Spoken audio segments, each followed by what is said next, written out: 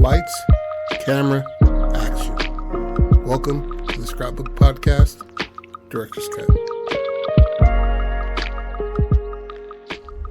Welcome back to the Scrapbook Podcast, Director's Cut. This is your host, Jody Pratt, with my fellow host, Patrick Wigfall. Yeah. And we are going to get to it, and it's on Pat today. All right, y'all. So I got something that I said already before, but I did not speak into the mic. So we're going to run this back. You know what I mean? Apparently, if you don't look at a mic, it doesn't pick up sound correctly. So we're going to run this back one more time, but this is it. All right, so the story centers around a Native American boy in the early 1800s who has just recently lost his father 2 months prior and his grandfather 2 weeks. So he's going through a lot of loss right now. But the story opens up, and just to clarify, this is done in an anime style like Princess Mononoke or Spirited Away. So just picture the whole story happening in like that. That's how it goes in my head. So anyways, so the story opens up in a dream, and it's him walking through a dark forest, and he's hearing a coyote yelp and bark, make all kinds of raucous sounds in the background, right?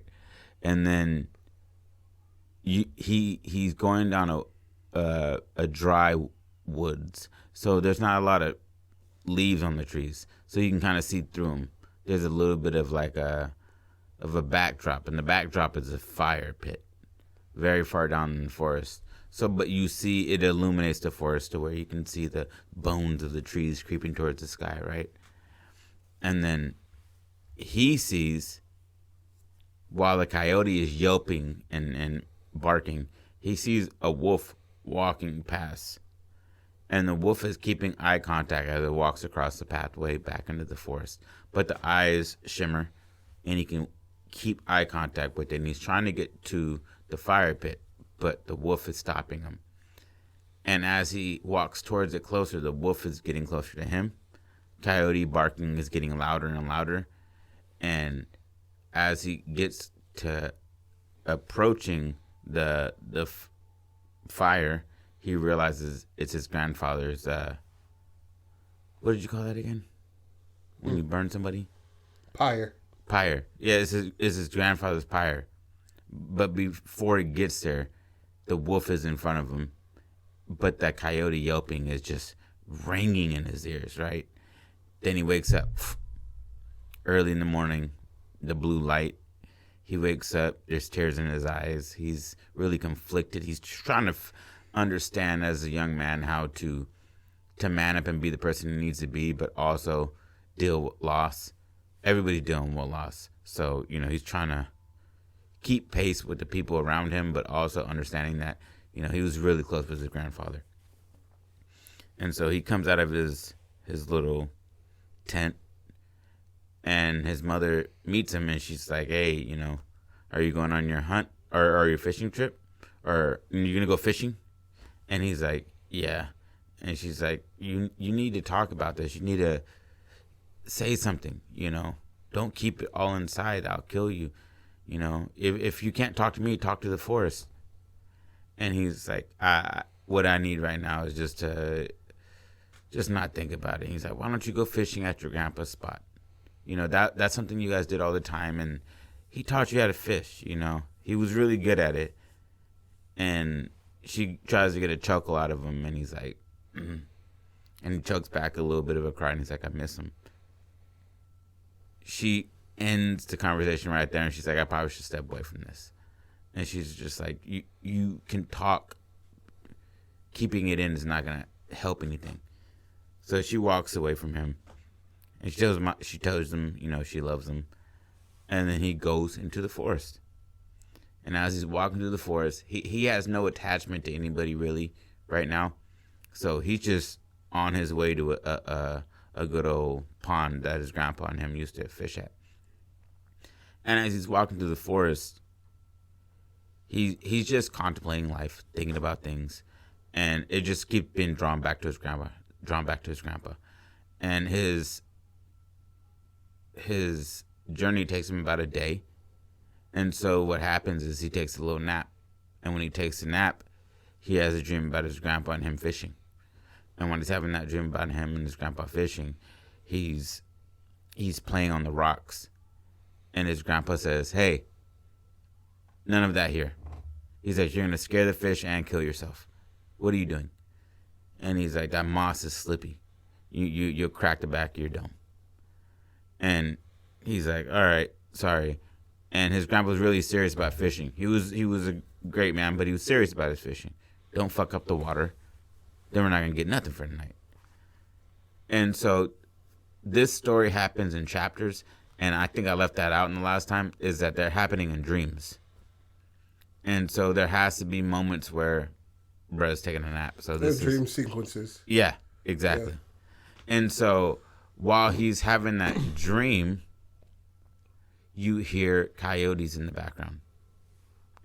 Like a little squad of coyotes getting buck, doing some random, that yelping shit that they do. And I think it's mainly them just trying to find each other or whatever, but it's that. You hear that sound again. And so when he wakes up, he's still headed toward that pond. And when he gets close to the pond, he's hearing that coyote sound. And he goes to see how clear the water is. He's like, "Damn, I haven't been here in a minute. Grandpa passed, and we weren't able to move while he was sick. And then Dad died, so, we didn't do shit after that." He's like, "Man, I haven't been out here in a few months."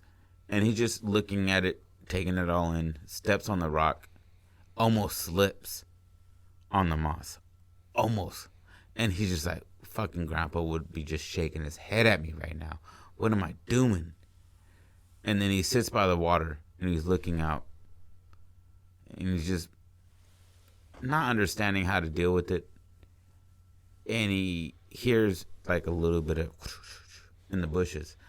And then he looks over to his left and he sees two little ears pop up.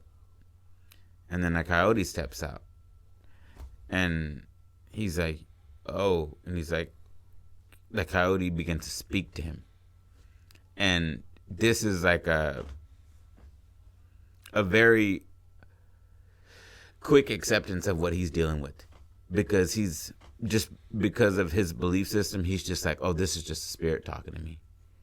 He doesn't go through there's no way this could be happening. He's been told this happens before. So he just accepts it for what it is and doesn't question it. And that coyote says, "I know you miss your grandpa, man. I know you do. I know you do. We all do. I've lost people too. And if you could find them again, if you could see them again, that would change everything. That would help you." And he's like, "But we don't get that chance." Kanai says this. Kanai is the lead character. And he's like, we can't see him. My mother, told me. He's like, "Well, there is a lake that you can cross. And when you make it to the island, the person that, you want to see will be there. The person that left you will be there." And he's like, you can't do that. And he's like, "Well, I promise you that there is that. You can't get there." He's like, "Let me take you to the lake, and I'll show you. You'll be able to see your grandfather across the lake." And he's like, "Okay, but I'm supposed to be headed back." And so he kind of diverts him completely off of the initial mission of just going to go fishing at his grandpa's pond. And he takes him into a dangerous territory he doesn't understand, doesn't know. He's a fisher. He's not a hunter, So he heads out that way. And as the coyote leads him, how do you say this?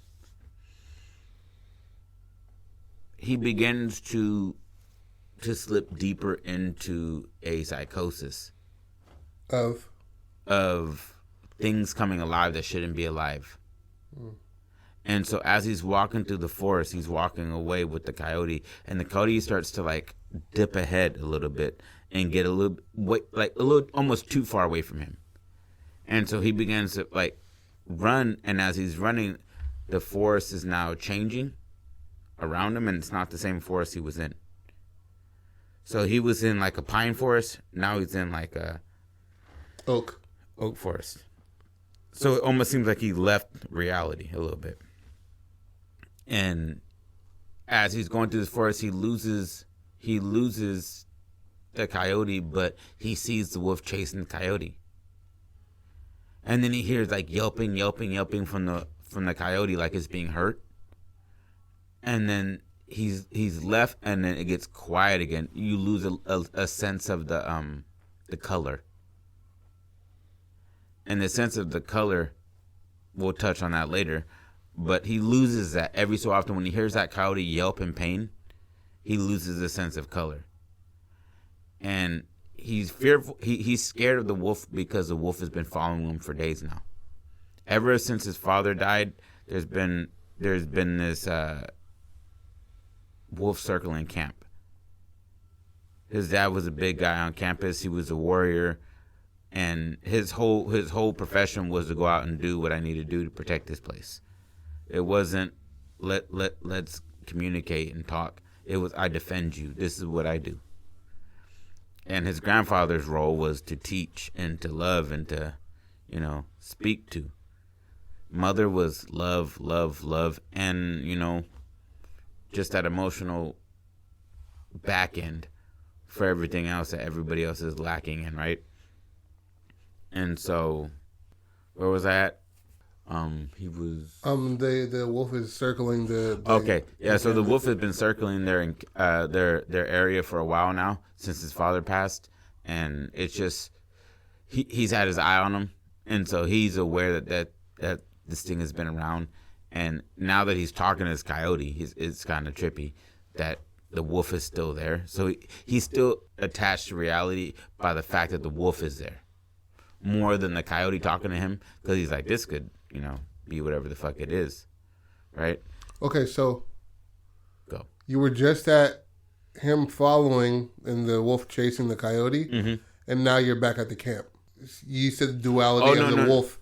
Well, the wolf that... I was just giving like the roundabout. Bet. Yeah. No, I'm not going back to the camp. Okay, bet. All right, I'm just trying to follow you. Yeah. No. I'm just saying, like, given the background of it, is that the wolf popped up so when his father that, passed. Yeah. And so it's been following him for a minute, so this isn't nothing new. Okay. But it's his attachment to reality, because this happened before I started talking That's to his coyote. tether, is that, yeah. Okay, like, that's the same, that looks like, I'm used to that, okay. Exactly, I'm having dreams about this wolf. Okay.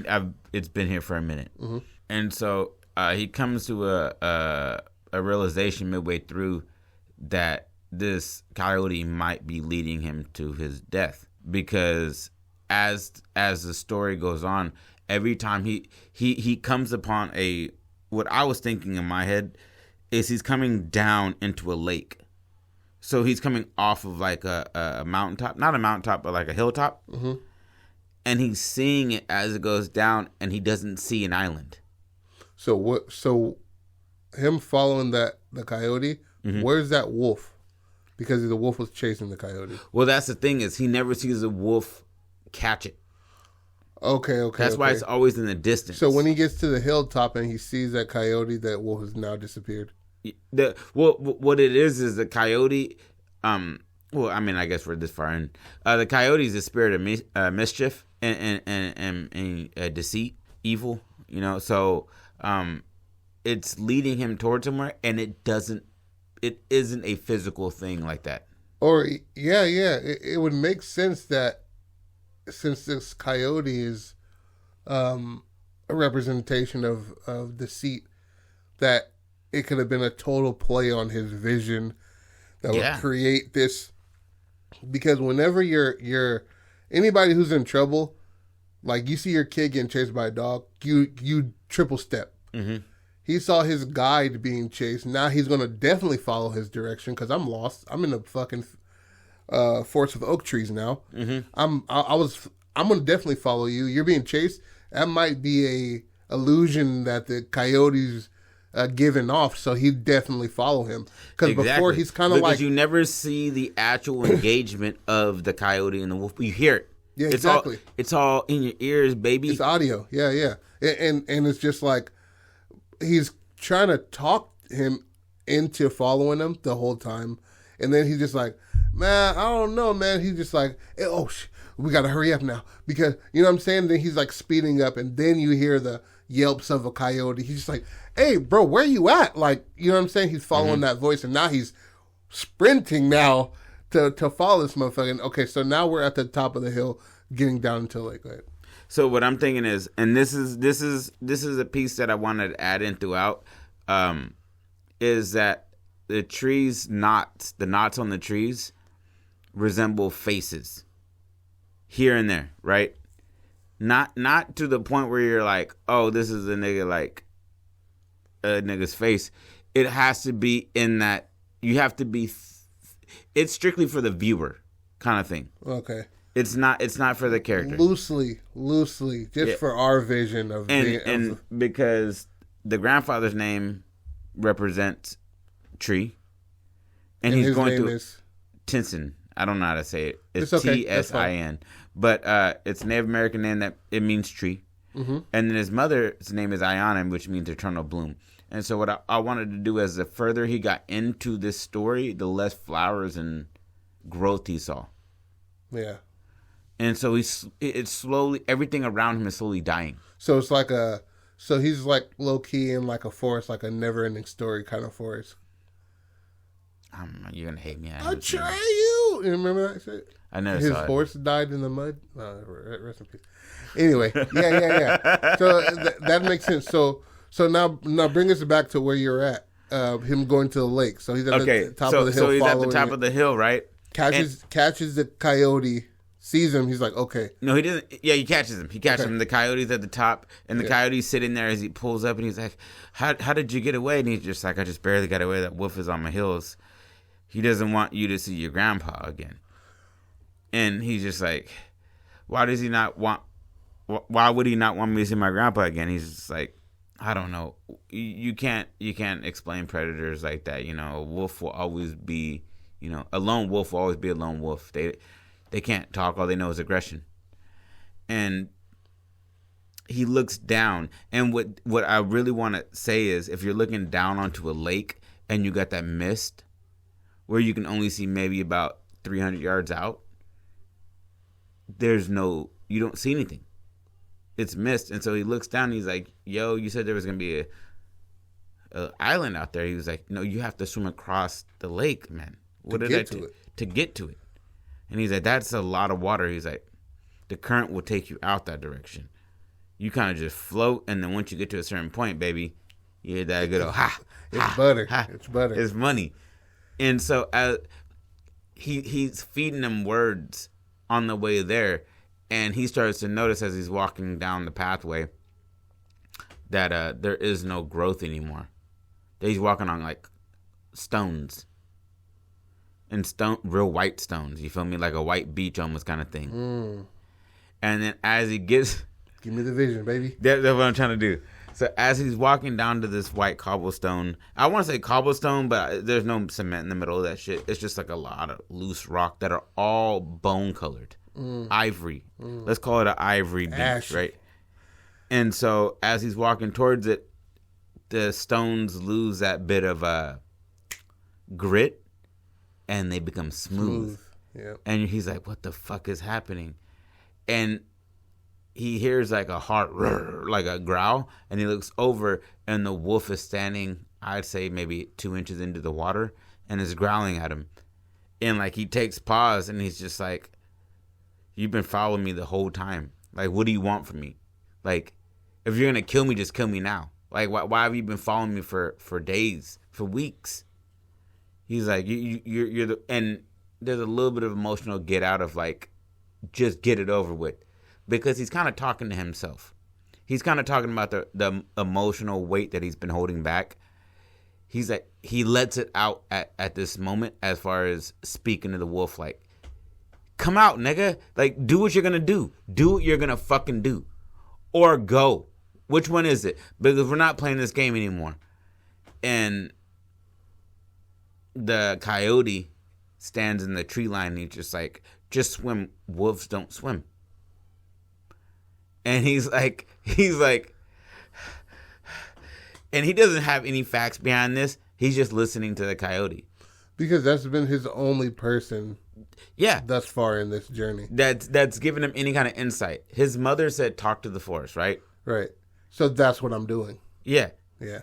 And so he's taken this whole experience as, that, right? Mm-hmm. He goes to go dive in the water, and he hears roof, and then he sees the wolf dart after the coyote again. And he kind of stands in the water, and he feels it like hitting him, and he's slowly being pulled back. It's almost like that ocean tide, where even though you're not moving, it's still sucking you in. But it's still sucking you in, right? It loosens the earth beneath you, and he starts to feel a little bit of calmness in him, like a little bit of like, oh, this is my reality. I'm supposed to go here, right? Mm-hmm.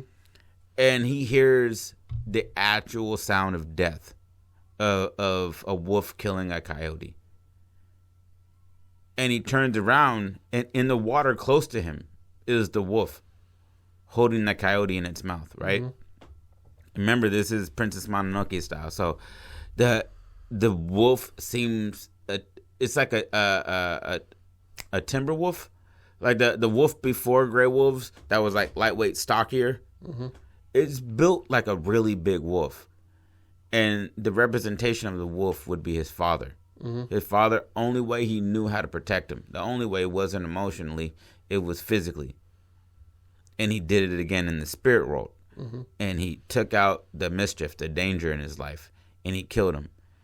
And as he kills him, this is the ending scene. He's holding him. This is going to be beautiful. He's holding the coyote in his mouth, and the world around him starts to shift back to a floral print. Like you start to see all the floral come back. And as that's happening, you see a little bit of a strip away, and you see that it was his father. It shows you the actual person. And then the wolf vanishes like a wisp, right? And he wakes up to his mother caressing his face. And he had knocked his head on the rock that he slipped on earlier. Yeah, and was slipping into the water and slowly dying. And so she saves him. That's what brought back the flowers. The father was there to protect him, not only in this life, but in the other side. And his father was a real nigga, killed mischief, And the lake was suicide. Mm. The lake was his attempt to get him to, if you want to see somebody so bad, you'll go to no length to not see them again. You know what I mean? To see them again. Yeah, to see them again. You'll go to do whatever you need to. Oof. I like this one way better than the first one. And that's it, doggy. Yeah, hold on, I got 3 things, right? What's that? One, I think you should breathe into the duality of them both losing people. Who? And the mother and the son, right? Yeah. I have more background on her. I should have went into that more. Conversation that they have that morning. Mm-hmm. Could have been drawn out more. I want her to be like, what were your dreams last night? Because they are spiritual people. Yeah, you're right. And he's just like, nothing was my dream. He's like, you never wake up like this. And then, exactly. You're sweating, honey. Right? And she explains her dreams, what her dreams were, right? And he's just like silent, and she wants something from him. He's become closed off because of the dad, grandpa, 1-2. Exactly. But at the same time, she's lost the same people. Yeah. And she's so she's trying to give you the space, like, let's talk, but let you come talk to me. Exactly. Yeah. But he's just like, new dog in the house, dog. Exactly. You gotta let that nigga come out the room on his own. You can't. He's not trying to give it to her, although he's supposed to. Yep. He's just like, how the fuck do I explain that this wolf is trying to, because he hasn't had dreams like this before. Yeah, and like I said, the fact is that's what I want to split this into, is that it's not all necessarily reality, but there is reality mixed in. Exactly. So there is an actual wolf. Oh yeah, circling for sure. In camp. That's what you said earlier, and I think it'll be really interesting to just see those hollow eyes, just here and there. You know what I'm saying? Throughout the camp.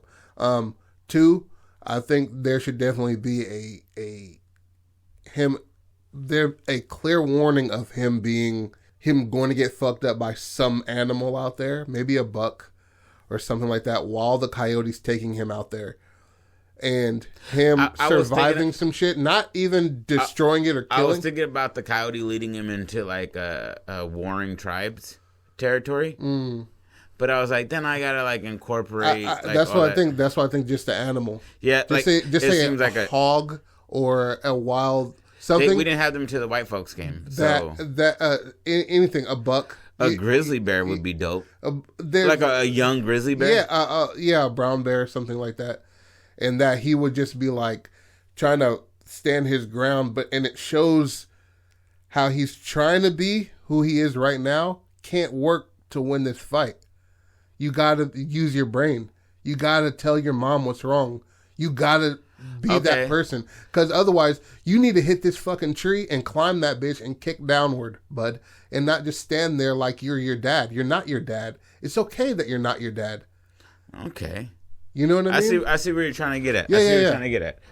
So let's change it from no. Let's change it from a grizzly bear to like a buck, like you said, because that's more of like your dad would stare down a buck.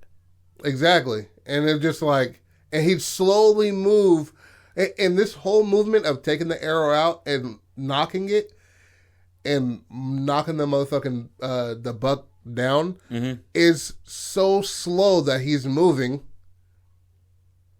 That the buck doesn't even notice he's moving right in front of his fucking face, 10 feet away. And then he shoots, and then everybody's eating. Yeah. That's how your dad moved. You're not him. Dad. And it's okay that you're not him. And that's what he's realizing is that, like, his father had one lane, and it was protect and provide. Yeah. Didn't talk. It didn't talk much. That's why he thought he had to be like that. Yeah. But that's the thing, is he's always been talkative. He's always been a. But now that he's gone, but now that he's gone, he's like I've got to fill in. I know what you're saying. Okay. But like he feels like I just got to fill in the shoes now, and he's like, Dad provides. Yeah. And he's like, Grandpa made me a great fisher. I'm a great fisherman. I'm a cool hunter, but I'm a great fisherman. And you know why? Because I spent more time with Grandpa. Yeah. He really talked to me. He didn't just like look at me weird when I missed the shot. Yeah. Like, and they go, move your shoulder. And you're like, we're not cavemen? Yeah. But it was, for the character profile I had for his father was that he just knew his job. His job was to protect and serve. Yeah. He's the policeman in this bitch. He hold shit down. And when he died, his spirit took over that essence of the wolf and kept the coyote away, which was mischief. That thought of killing yourself, that thought of relief of saying, hey, I don't want to be without the people I love. What about going for a long swim? And that's what the coyote was trying to get him to do. And he refused. He didn't refuse. He got in the water. Yeah. He was on his way. And I think the wolf having the coyote in his mouth will be ill. And I think just two battles that show him, right? Mm-hmm. The buck. Yep. And him fighting the current after he sees the wolf, right? His mom pulls him out of the water, yeah. But I want him to physically want to stay here. Bro. Mentally, because this is all happening in a dream state as he's going into the water, right? Mm-hmm. But that's like they say, like if people are, brain dead, or in certain situations, they're like if he doesn't want to live, he can just go. Yeah. Like if that will gives up, his will to live gives up, he's out. Exactly. And his will showed up at that last moment when he realized the reality of shit. You know what I mean? Maybe. Oh, this is beautiful. Run it. Let's go. Because I just have to. He's getting pulled into the water, right? Uh-huh. And he's trying to swim back, and every time he gets splashed in the water, it goes from him seeing the wolf standing there on the edge to him seeing his father. Yeah. Good, because I was just going to have the voice, but that's even better. Because he's like, whoa. And then the next splash, he's back to a wolf holding a coyote. Yeah. And then the next time, it's his father in how he got killed, like what the wound of whatever killed him. I want to leave that vague, So it's just for I us don't to give a fuck. for Yeah. us to see that, like it could have been anything. And you know what? This is him giving up that emotional boundary that he had put, because he's fighting to get back to his father, and he had not made remarks on it. Yeah. He had kept it close to the And it's like chest. it's silent. Like you don't hear him, but he just like screaming some intensity, just like come back, like, and put his hands out and shit like that. Then it splashes, and then it's just the wolf just like heaving, bro, and with the fucking coyote just like his tongue out. Yeah. You know what I mean? And it just goes back and forth. Him like his dad, like not in the water, but on his knees, like holding his hand out, and he just like, And he's just hold on to reality. exactly, bro. Just hold on to reality, baby. Speak that shit. Just hold on to reality, because because I didn't give my life protecting you for you to just let this shit go. Yeah. Swim, boy. Yeah. Swim, nigga. Yeah. Swim. Yeah. And let's so go. and then he gets back, and as he gets back to the shoreline, he's getting held by his father, and he looks up, and it's his mother. Yes, bro.